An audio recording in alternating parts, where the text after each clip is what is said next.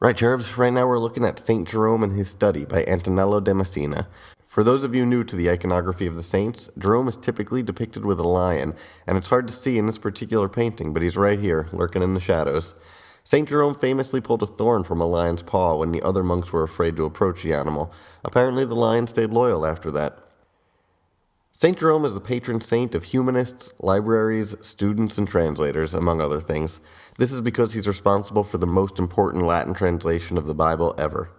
Jerome has a reputation for living a conflicted life. Living and studying in the city of Rome, he found himself particularly susceptible to the temptations of living in a city. But being a pious man, he also found himself particularly susceptible to the resulting guilt. Throughout his life, he would escape the city to spend considerable amounts of time in the desert, living as a hermit and a scholar.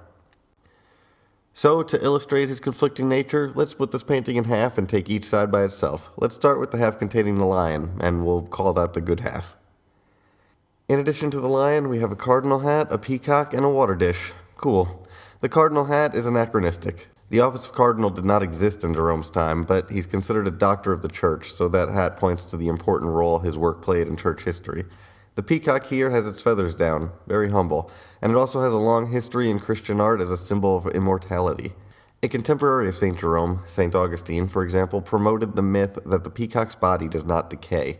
Indeed, it's very easy to find Jerome's translation of the Bible 1,500 years later, so that's immortality. But this probably refers to the immortality promised by Christianity. And the water dish, art historians like to say that's holy baptismal water. Okay, so now let's look at what must be the bad half. We have a stained white cloth, a cat, and a partridge. These things all have one thing in common. They're ambiguous. A clean white cloth would represent purity, but a stain on it? Not good. A cat often has associations with sexual license, one of the temptations of a city, but on the other hand, it's an animal associated with humanists and libraries because it keeps mice away. Either way, it's a nice compositional contrast with the lion. The partridge is often associated with stories related to the devil. Partridges, it was thought, steal the eggs of other birds, so that's not good. But those stories always include the stolen birds returning to their parents, a nice little parable for transgression and the return to God. So we have a saint sitting in a very large room, surrounded on either side by loaded iconography.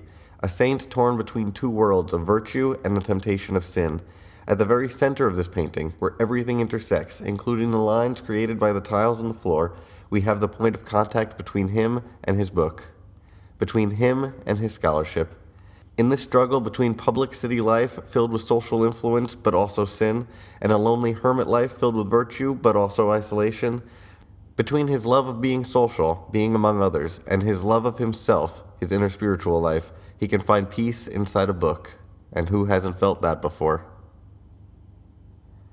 If you liked this video, you might also like a video I made a couple years ago about Piero della Francesca's The Flagellation of Christ.